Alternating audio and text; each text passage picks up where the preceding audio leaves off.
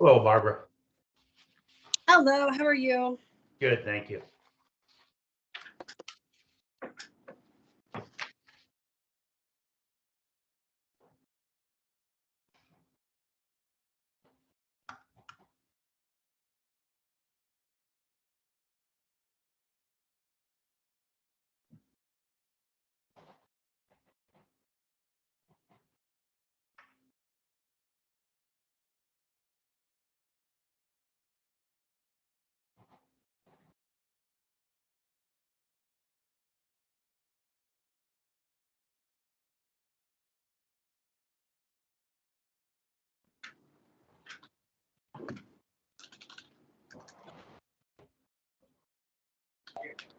But, you know what I mean, so, but like that.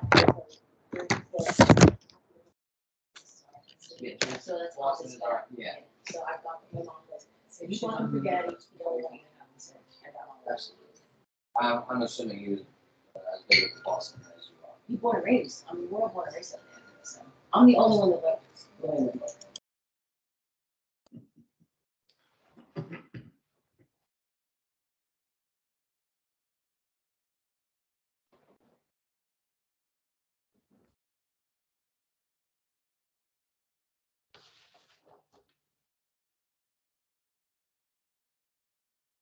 So you still like get. Hi, guys. I don't know if you see me, but I see you. No, we don't see you. We just see BB. Okay. It's good to have you on board.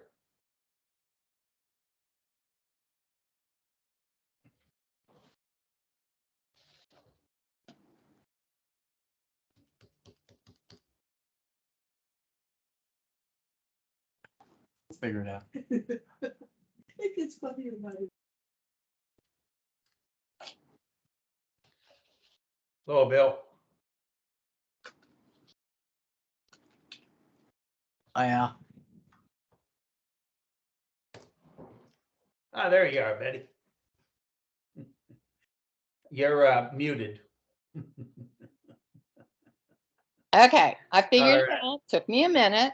No, that's okay. You I'm did better well. at selling beer than I am at computer savviness. It's probably more profitable too. Yeah.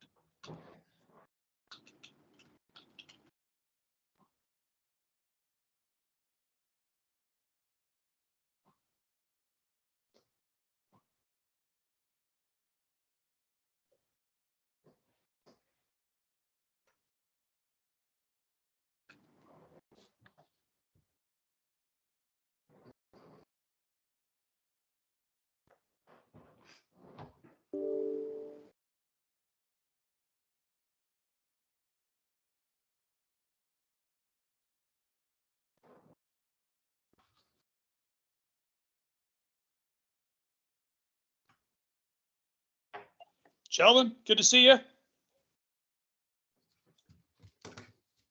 Good to see you, Mr. Poole.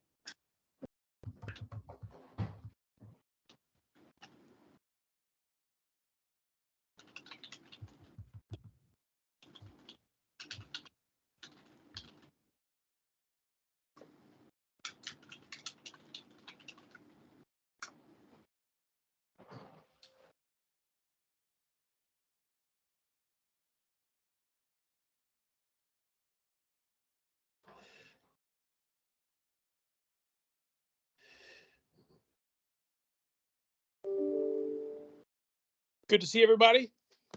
Good to be seen. Barbara, Betty, Eric, Jeff, all good to see you, and of course, Mr. Chairman.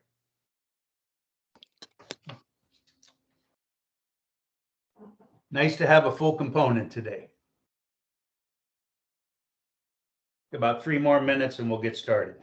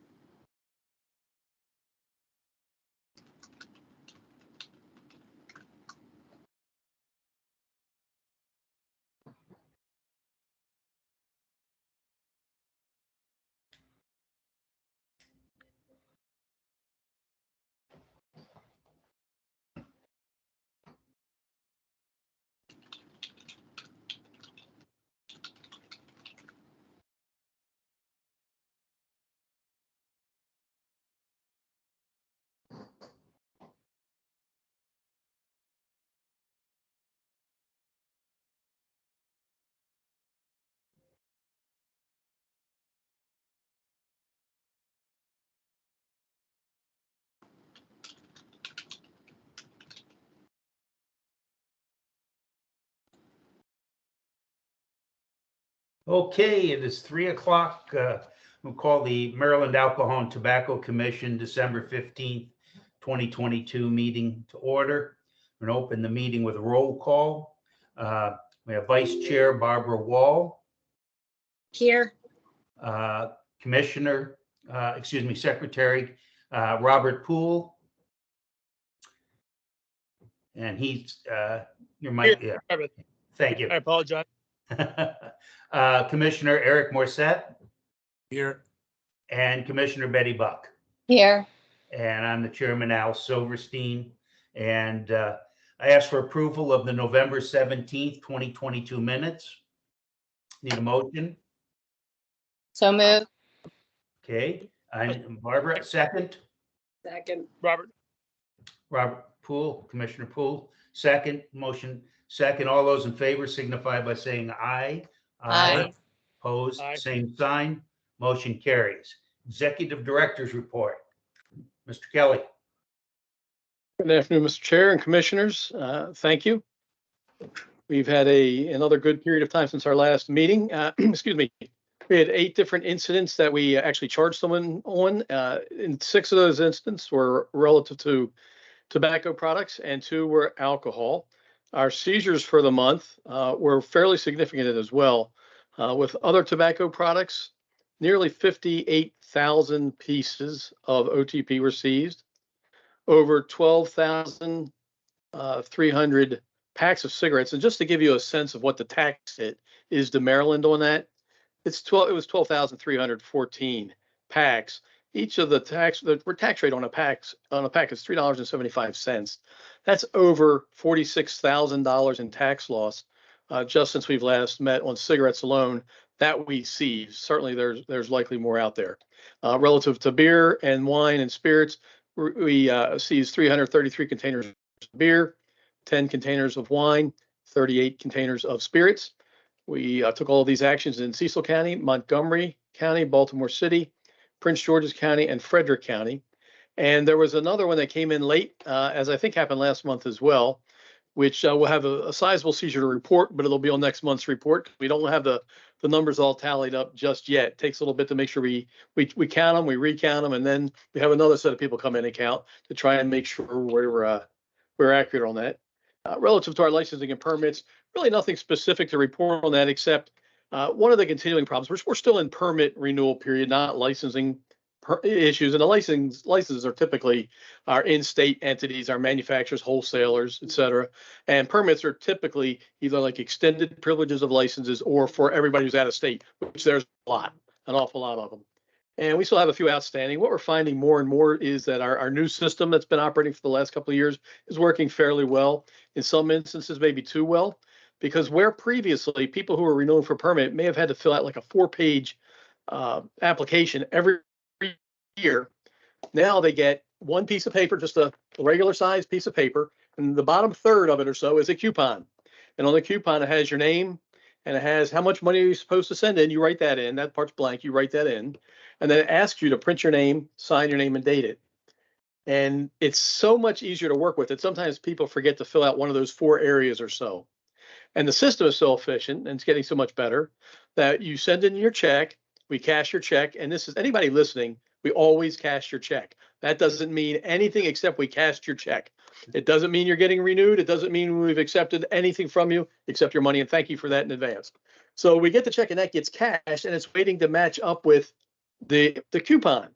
But when the coupon's one of those 4 boxes or so is missing something, it just suspends it and it never matches it up because it looks at it as an incomplete document. So we'll end up with not long. I think by last meeting we had about 1,000 in suspension, and the human hours that are necessary to go through and root through each one of these is astronomical. So little by little, we're going to be weaning people off of this. What's going to happen is little by little, we're not going to be able to spend the time researching each one of these, and people are just going to realize they're not getting their permits or their licenses, and at some point they're going to call or email us, and we'll tell them you probably have a problem suspended. Send in another one. Because the money, the check will still be sitting there waiting to pair up with something. So little by little, we're going to have to stop spending so much time fixing this. And you know, Commissioner Buck, I know you recall those applications. There was 4 pages and a lot of information you had to give. Now it's just a little piece of paper. Please sign your name, write your name, date it, tell us how much money. You're done. We're getting there, but we are going to start cutting people off. With some of us being able to go in and fix the form, it's just getting to be too much. And we need those signatures. That part is important for us. So just want to give you an update on that. Reports that we're working on still is the annual alcohol and tobacco tax report, which I mentioned last month is a very fact-filled report. It's usually about 40 or 50 pages long. It is in the final stages of review. We've been just trying to verify some information. And quite honestly, we were waiting for a couple of counties still to get to us with the number of violations. Because we even include information about the types and number of violations each jurisdiction had relative to alcohol violations. So we were waiting for that to come in. The last of that came in yesterday. So we'll incorporate into the report, give it a final review. It'll be done. We'll make sure everybody gets an electronic copy. They're all electronic anymore. And the other is a report we kind of talked about last month that is going to get a lot of national attention, I believe. It's about ready-to-drink products. If you're not familiar with them, and you probably are, but if you're not, just in case. You know, we said beer in cans, wine and wine bottles, and spirits in the big bottles, anywhere from 750 up to 1.75 liters. A couple of years ago, the industry, as they get more inventive, started getting ready-to-drink beverages. So it could be a Truly type product, which is a beer-based product. That's pretty easy. That gets handled like a beer. Then you have some, I can't recall one offhand, but it was a wine-based product that's in a can, just like a can of soda, 12 ounces, pop it open, it's wine-based. And there are some that are mixed drinks now, cocktails with spirits in them. And over the years, and even more so last year, there's been some interest by some elements of the industry to change the tax rates. Now, right now, for me, the tax rates are simple. If it's a beer-based drink, it gets taxed at a beer rate. If it's wine-based, it gets taxed at a wine rate. If it's a spirit-based, it gets taxed at a spirit rate. Last year, there was some legislation in to try, just from the tax side of it, to make all of the ready-to-drink products taxes if they were wine. To just reduce the spirit, which is considerably higher than anything else, down to a wine rate. It did not pass, but we were charged with doing a study to see what other states are doing. And as other states started hearing we're doing this too, they can't wait. Everybody wants to see what this is going to look like and how it's going to turn out. So we have a report that is largely completed, but we're in our final review this week. And in that review, we've discovered there's some more information we think we can gather.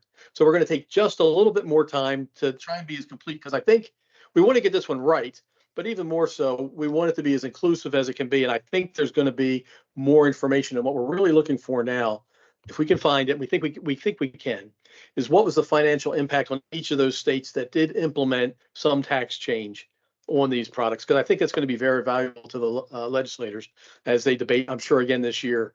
So we thought we'd be ready to turn this in like on Friday, but we think it's going to be worth the time to take an extra week or two and see if we can't determine fiscal impact on states that made the changes. So those are those two that are outstanding.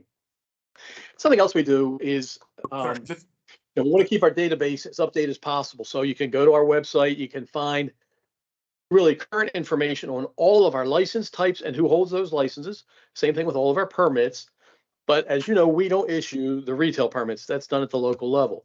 In order to keep a database up to date, which we try to do, the local boards give us all of their retail licensees, and each month they send us any changes, add new ads, some deletes, or just transfers or so. They send it to us each month, and we update the database. For a variety of reasons, we've just recently taken control back over that from the comptroller's office, and that we found it to not be as up to date as we want it to be. And quite frankly, it wasn't reliable. Just to say, it wasn't reliable. So we contacted each of the jurisdictions. We asked them to send us all of their retail information and to make their back to that monthly reporting to us. So we will be responsible for starting off with a clean, fresh, accurate database, and we will make some changes ourselves every month. Happy to say that we have all but 2 jurisdictions on board right now, and those jurisdictions are working on that information for us. So I'm hoping we'll have it by month's end. In any event, we're getting ready to go live with a database that, with the exception of those 2 districts, those 2 jurisdictions, which we can clean up later, we're going to have a very, very good, very reliable retail database. Now, that's the benefit that we have the retail database, but let me tell you what it's for. It's for something that's called credit control. And credit control is, generally speaking, something that deals with very few exceptions, that deals with the distribution of wine and spirits. Regulation allows it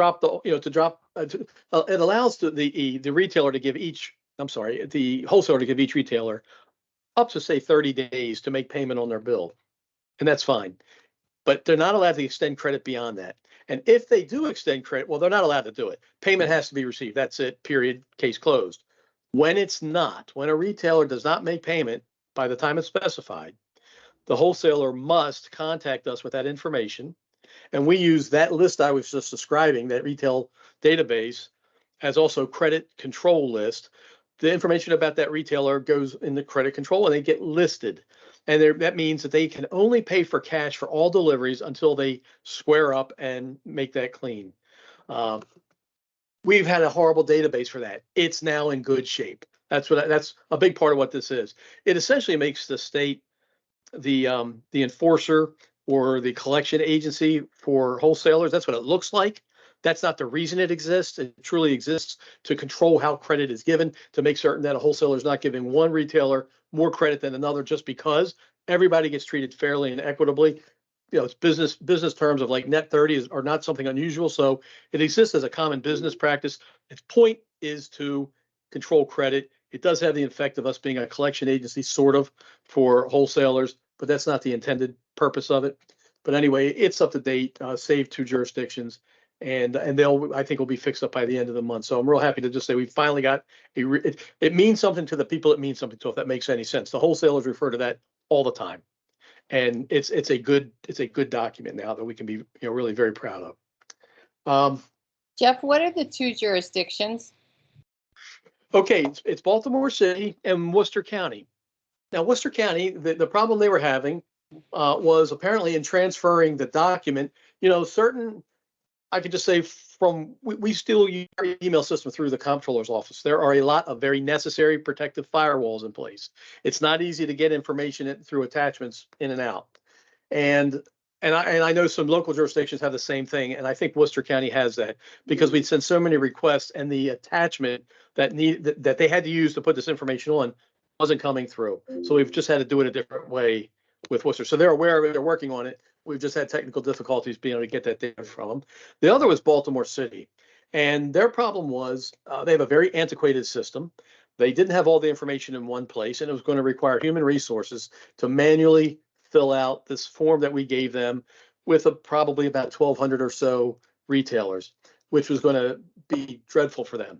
Their hope, ours too, is that they're going live Monday on the 16th. So no, tomorrow. They're going live tomorrow with a brand new system. All the data is supposed to be converted to this new system. And when that happens, they think they can generate output that we're going to need, because we need it to be on our form, not any form. Has to be exactly on our form, so we can always merge all of the jurisdictions together. So those are the two that are outstanding right now. We still have their old data in our system with the new stuff from everybody else. You can still access the old data. It's just not up to date. It's not guaranteed up to date. But I expect Worcester County is going to get their problem squared away sooner than later. And Baltimore City, I think, is going to have that for us probably by next week, if their new system that goes live tomorrow does what they hope it's going to do. So they've asked for an extension until tomorrow. We're happily granted to them and get that in. So, so now this wasn't on the agenda. I'll just make mention. I'm hoping, I talked to Chair Silverstein the other day. I'm hoping to get a speaker next week to provide to you, and then some people, this is going to be boring, maybe, but I thought it was very interesting. I saw her presentation to get a public health 101 type lecture, maybe 15 or 20 minutes. It's a lady that I'm familiar with, and many of you may be familiar with. Her name is Rami Eck, if I can get her. Rami's a PhD. She's got a tremendous background in public health. And, I thought I knew things. I thought I understood it. I happened to be at a conference back in October, and there was a panel on public health. She was just one of the panelists on there. I know her. And I think I've heard the spiel before, I thought. But as I was listening to it, I thought, holy cow, I get it. A lot of it, not that it didn't make sense, I didn't know where it fit and what the role was. And she had a program laid out so well. I caught her after the presentation. I said, would you want to do this for our commission? Because I think we should see this. We should see how it fits in.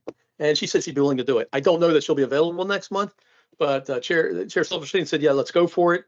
So I'll try and get her for January. If I can, I'll look at February, but hopefully we'll have a guest speaker next week to talk about that. It's really a good primer to understand, that aspect of what we're responsible for that I don't know is it wasn't perfectly clear to me really until October when I saw it. It just made sense. And I hope it'll do the same for you guys. So, Mr. Chair, that's it. Thanks. All right. Can you guys hear me? Yes. Perfect. Okay. I just had one question going back to the Ready to Drink report. And just curious about when exactly the report will be done. And I'm curious to also know if we're baselining, where the pace of the report will also baseline for us, what our revenue is broadly, and how we compare, given the kind of variables of where other states are in terms of changes to that, not changes to, but how they are rethinking or have done.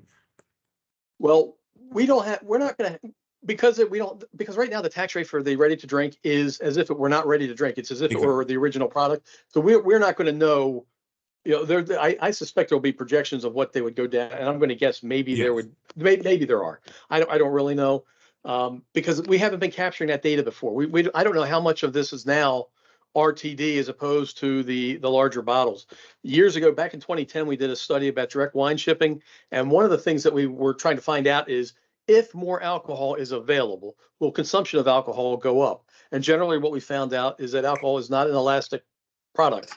It's typically X amount gets consumed by consumers, and you can change what what kind they drink, but you don't, the increased availability does not necessarily, and it doesn't seem to correspond to an increase in product that's consumed. If the pie is so big, it's how it gets cut up is different.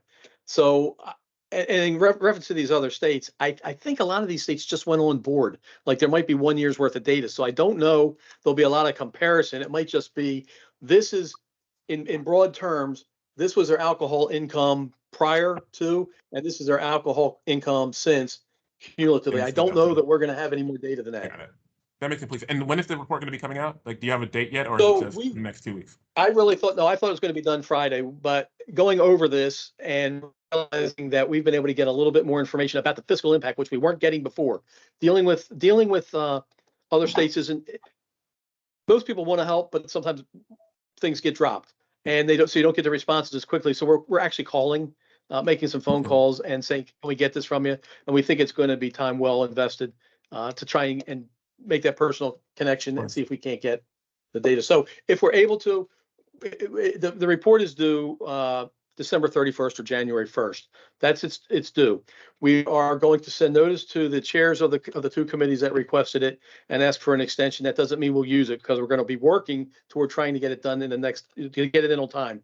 We want the cover of an extension in case we simply can't, but we think if they'll give that to us, we'll have a better report, which I think they really need and want. That makes sense. Thank you. My pleasure. Hey, Jeff, who benefits from charging the wine rate for a distilled spirit? Okay, so here we go. Beer is 8 cents a gallon. Since we're getting into beer is 8 cents a gallon. Wine is 40 cents a gallon. Spirits is $1.50 a gallon. So let's go to our 12-ounce container. Our 12-ounce container, I don't know what Commissioner Buck could tell me probably better than I could, but just doing the math, it's pennies on a can, and it's probably, it might be a nickel or nickels on a can for wine, and it might be quarters for spirits. So I would say, and we've talked to these, all the manufacturers, representatives, trade associations, and largely the beer people would just like to leave it the way it is. The wine people are slightly indifferent, except that they get a benefit by being a little cheaper than spirits. And the spirits people say, look, the ABV now, the alcohol by volume, is so much less than the straight product. You can't possibly tax all that mixed drink part, the mixed part, at the same rate that you're talking the spirits. So it is a hotbed, and there's mines everywhere. We're treading carefully. That's why we really want to be right on this. And we want to be able to support our work for the General Assembly to make determinations off of it. But you're not taxing the ancillary products in the container. You're simply taxing the quantity of distilled spirit, correct? No, you tax the whole, like if it's a 12-ounce distilled spirit based drink, the whole 12 ounces gets taxed at that rate. Okay, now. And you just hit the crux of it. That's the crux of the issue, is you're taxing me $1.50 a gallon for a soft drink, that I'm putting in this thing. So, But what you have to also remember, and Jeff's 1,000% right, this is a hotbed. It has been nationally for quite a while, because the guys like me that were stuck in the middle, we really don't care, but it changes the whole mix-up, and it changes how the manufacturers look at it, and they've been the ones from day one pushing this, and that is like their number one thing, not just with Maryland, but nationally. Why would you not consider taxing only the quantity in each can that is alcohol? I'm not sure. I'm thinking from the comptroller standpoint, which we're not, but recalling what they've got to go through. I don't know how you audit for that. I mean, I guess you could. You hope that they're being honest, but that's the reason we have auditors, is to keep people honest, not to hope that they're honest. I hope that they're being honest in the quantity that is actually that amount. But spirits, spirits are inconsistent in the alcohol by volume. A typical spirit would be 40%. 40% alcohol, 80 proof, typical. But when you start mixing in flavors, like some of your coconut flavors, you might find that it's 35%. Or you look at some of your bourbons or other whiskeys, and they're 47% or 49 or 50. Or you've heard of Bacardi 151.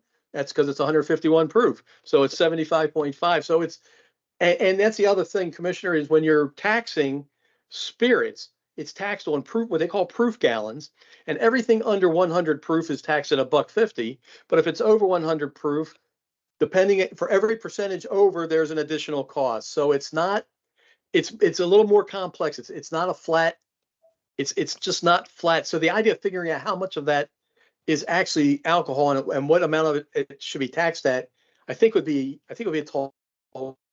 Hey, I'm just throwing it out there. I guess one other monkey wrench would be the flavorings that are added also Right. contain alcohol. And there's so many. Oh, they could, yeah, out there. exactly.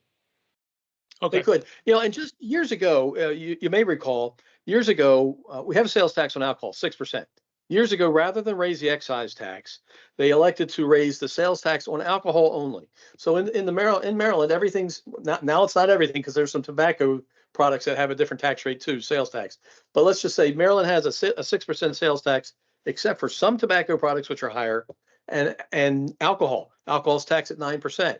So then the question became, well, what if I just order a mixed drink at a bar? As opposed to buying a bottle of something I'm paying 9%, that's easy. But what if I go to a bar and they're just putting a shot of alcohol in and the rest of it is juice? I got to pay 9% on all that juice? Yes, that is how it's taxed. That's been Interesting. Thanks, Jeff. yeah, it's been precedent for a while. So you order out, order dinner out and have a glass of wine with it, and you're going to see your costs is all together. But then there's going to be a separate line for alcohol tax because it's going to be more than the rest of your sales tax. Thank you. Sure. Any new business? Anybody who's on the call have any business they'd like to discuss? If not, I want to thank everybody, wish them a I happy think- holiday. Oh, Yes, sorry, I sir. think someone has their hand raised. I'm not sure I how didn't how see to recognize someone with their hand raised though. So.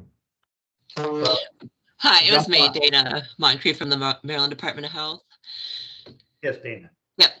Just a quick question. So Jeff, this is great to hear about the retailer tracking. I just wanted to confirm, is that just for alcohol retailers or are you including tobacco retailers in that as well?